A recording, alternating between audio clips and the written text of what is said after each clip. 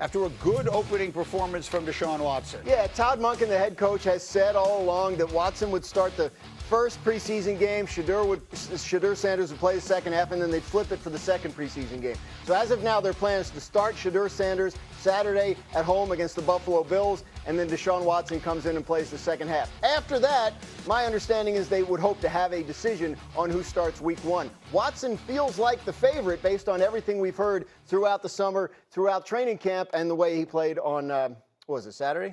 Saturday against Chicago. Show us what you saw. Yeah, after preseason week 1, it's not close, the competition. And I've been pumping Shedeur to be the guy. I thought Deshaun played faster. He saw it cleaner, and the ball jumped off his hands a lot more. So the good. This is a simple concept. It's curl flat, but once he sees the defenders kind of split, 1, 2, 3, ball has to come out right now. I thought this is something that I was surprised by Deshaun. The ball came out quickly, okay? So that is a good thing. Now, a player or two that you'd love to have back is he goes to pull the trigger at the bottom of the screen. That guy's open, throw it. Then he goes to set to the top of the screen. That guy's open, throw it. This is first down. Instead, he doesn't throw to either of the deep options, becomes a scramble guy, and then that's only a 1-yard run. So I do think that there were a moment or two of rust, but if you just looked at the snaps as a body of work, Deshaun was clearly better in the game. And even though I've been sitting here pounding the table of like, start Shedeur because it makes more sense to start Shedeur, I did not find after preseason week 1 that it was all that close, off game. And that's one of those things that you can't get away with in the locker room if it's obvious, if there's a huge leap. I think with Watson right now in his contract situation, the interesting thing would be if he and Denzel Boston, who's playing incredibly well, were to go and have a really great season. Then they get to the end of the season where they seem like they've been compiling picks to get ready to make a draft pick, and they have a quarterback who's playing well, who's a free agent, who we assume they wanted to move on from. Like, that's the risk. That's why you say go with Shedeur. Because like, what's the benefit of playing a Deshaun Watson? He's not going to be part of your future. You can't also go in the locker room if you recognize that one guy's much better than the other one, and we're like tanking this season for a draft pick. Yeah, right. I mean, every NFL season is like a lifetime. Yeah. You know, I think in August you're not writing off anything. I'm writing off the idea of Deshaun Watson signing another long-term extension with the Cleveland Browns. Yeah, I mean, what could he do? 17-0 and a Super Bowl title. Would you bring him back then? No. Maybe. Yeah. What was likely? After the way the last 4 years have gone? No. It wasn't perfect from Deshaun, but I do think if we're just looking at that 1-versus-1 battle, and Deshaun had the opportunity to land the first punch, he absolutely landed the first punch and took advantage of it. And now Shedeur is in like chase mode. So we'll see if he's able to catch up. Coming up. No, Dan, let's talk about Aaron Donald. This seems to be the move that will decide everything. Watch the story with the Rams. Yeah, he had another workout yesterday for the Rams. That's his second one in August. It feels like this is ramping up toward a conclusion, which I wouldn't be surprised if we got some conclusion on this week. Obviously, all signs have been pointing to him possibly returning. This first came up after they traded for Myles Garrett. He wants to play with Myles Garrett, thinks the Rams can be something special. When he comes back, if he decides to, they have a contract situation to work out. He's got $30 million left on his deal. They don't have $30 million in cap space, so they have to figure something. That could take a couple days to work all that out and figure out the role, but it seems like it's getting close. I'm trying to think of a question. Like Dan Orlovsky, if he does indeed come back and play, and I don't even know what, he's coming back to play, right? I mean, at this point, it would feel like a surprise if he didn't, right? Yeah, it would be a shock if he didn't. As soon as I saw him put on a helmet and shoulder pads, I was like, it's over with. That was you're a not month doing ago. that He's as coming back. We'll see. Exactly. He's not trick-or-treating. He's Aaron Donald, for crying out loud. So, but what's the right thing to ask? If he comes back and plays, could this be the greatest defense of all time? Should we just write the Rams into the Super Bowl now? What are the right things to say about it? If he comes back and plays and the Rams are healthy, no one beats them. Yeah. Not in the meaningful games when it matters, obviously, into the playoffs. Best defense of all time, no. I do think it could become the best third down defense of all time. If he's anything what he was, you take that third down defense and you add Myles Garrett to it, and then you add some of the young pieces that they continue to have with a player like a Kobe Turner, there's no question about it. If they're healthy and you aren't awesome on early downs running the football against the Rams, they will beat you by double digits. I know it sounds hyperbolic, and I know that we live in a different era of football because the offensive numbers, everything is so skewed towards offensive numbers. So there's probably nothing any defense could do right now that will statistically make them the greatest of all time. But it's very hard to remember a defense that had players the caliber of Myles Garrett and Aaron Donald lined up next to each other. It's like Reggie White and Joe Green playing next to each other. Very tough to picture. Plus Trent McDuffie and all the other good young players they already had over there. That defense could be ridiculous. Their front is going to be incredible. But I think on the heels of the Von Miller conversation, we're talking about Aaron Donald, who I think might have a similar role. Like, I think that would be they'd be really grateful if he shows up for a third of the snaps and is still awesome. That's the question. Because we've seen Von Miller, his skills and his ability kind of deteriorate. We haven't seen that for Aaron Donald. There's still some hope. He's younger, that Aaron Donald can come back and be who he was. And that would be greatest defense type of conversation. Let me do this quick, because I want to get to the Cleveland one with Dan. But just you're the quarterback, right? So now you're going to Australia, which is where the first game is going to be, and you're preparing to play them in that very first game. And you know that you haven't seen any tape yet, but Donald and Myles Garrett are both going to be on the field at the same time. What are you thinking?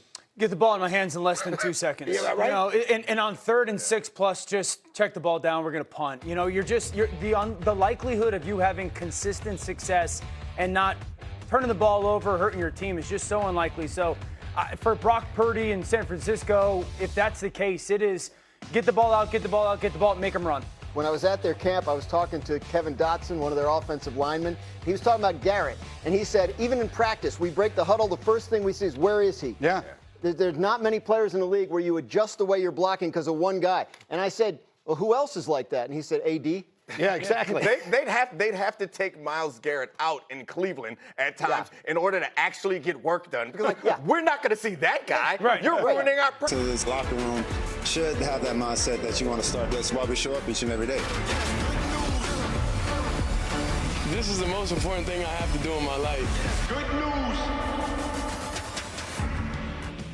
Pretty important in Cleveland, too, because they have to make a decision eventually. The Browns quarterback competition continuing to take shape Saturday. Deshaun started against the Bears, 11 of 15, 126 yards in his first game of action since October of 2024 after he ruptured his Achilles, not once but twice. Shedeur Sanders will start the Browns preseason games this Saturday against the Bills. Oh, what a treat we have for you today. It's an Overreaction Tuesday on a Monday, adding some Grazi toss to the program, Dan Graziano. And Dan, for those uninitiated or those who have taken time off and don't remember how it plays, we're going to give you a statement. Randy, pay attention. And you're going to tell us if each one of these statements is an overreaction or not an overreaction. First one, Deshaun Watson going to start week 1 for the Browns. Is that an overreaction, Dan, or not an overreaction? It's not an overreaction. It's entirely possible, and Watson may well at this point be the favorite in the quarterback competition with Shedeur Sanders. Sanders is going to get to start the second preseason game. That is head coach Todd Monken's plan, and he'll get the run that Watson got with the starters in the first one. But right now, feels like Watson is in the lead. There are people in the building who feel like it'd be nice to get something out of this contract before it's over. Remember, this is the last year of his 5-year contract in Cleveland. He has played only 19 games in the first 4. Let's get elsewhere. All right, in the AFC North, the Bengals still cannot protect Joe Burrow. Is that an overreaction or not an overreaction? Classic preseason overreaction. Yeah, there was a play where Orlando Brown got beat by a rookie, and that's not a good situation. You don't want Burrow getting hit. And here's a situation where maybe Burrow could have gotten rid of the ball a little quicker on that play. So the Bengals' offensive line is in a better position than it's been, I believe, since Burrow has been there. And they are working him under center more than they used to, and they feel like that's the kind of thing that can help with his protection. So Bengals are working to address the problem. Nothing that showed up on Thursday night should worry people too much. High expectations certainly in Cincinnati with the offensive artillery that Cincinnati continues to boast. Jackson Dart will lead the Giants to the playoffs, Dan. Overreaction or not an overreaction? I'm going to say overreaction. Still think the Giants are a little short in a couple of spots, particularly on the defensive side of the ball. I like the way they look for the future, and if Jackson Dart can show growth in the areas where he needs to this year and he can develop, the offense, I think, can be good in short order. But I do think the defense has a lot of question marks, and Jackson Dart at this point in his career is still a question mark. We see the good, we see the bad in that game on Saturday. He still has some stuff to work on, but arrow up on Jackson Dart for 27 and beyond, I say. Saw him in that blue tent, too, again. And speaking of an injury concern, How's this for a statement? There should be concern over Christian McCaffrey missing a week of practice with tightness, Dan. Overreaction or not an overreaction? This was a tough one. I'm going to say not an overreaction, because until he gets back on the field, I believe we have license to be concerned, given his history, given the number of touches he had last year, given his age. The flip side is Christian McCaffrey's been through enough of these situations that he knows how to get himself ready for the season, and maybe the time off is strategic at this point. He certainly isn't a guy that needs to learn the offense or anything like that. So if he gets back out there today, tomorrow, whenever their next practice is, and he looks fine, then this turns out to be an overreaction. But until he does, we have license to be concerned. George Kittle, who tore his Achilles in January, said yesterday he's hopeful to play Week 1. Dan Graziano, we got time for one more. We did save the best one, the most important one, for last. Yeah. Now, I am of a particular camp. I think the beard is good looking, dare I say, hot on Randy Scott. Randy, though, should shave the beard today. Dan Graziano, overreaction or not an overreaction? Well, it's an overreaction. I mean, Thank it looks like he just started growing it. There's more to come, right? What's that? A couple of days, 2-3 days of growth, or 4? Three plus weeks. But yeah, no, 3 for plus sure. weeks? Yeah, but it's young looking, so I appreciate that. Yeah, my kids hate That's it. 3 weeks? Maybe 4. It's close to 4. It looks weeks. good. I started it when Gary went on sabbatical. Honeymoon. Then I'm going to say not an overreaction. If that's the What was furthest you his can take it in I lost 3-4 track of the weeks. statement. He should shave the beard. I should shave the beard? Yeah, I think shave so. it and let it grow back for the entire. I mean, 3-4 weeks, it should be fuller, I think. Yeah. I don't know. There's rules, though. I'll stop for shaving, grooming come back in on 3 TV. weeks, and we'll see. Dan, can you grow a beard? You've grown one yeah. before. Yeah, He has. Yeah, Let's do it. Hey, bearded brothers in November. You want to do this during the football season? Yeah, we'll talk about it. We'll talk about it off the air. Hit me up. We'll figure out the stakes. Thanks, Graz.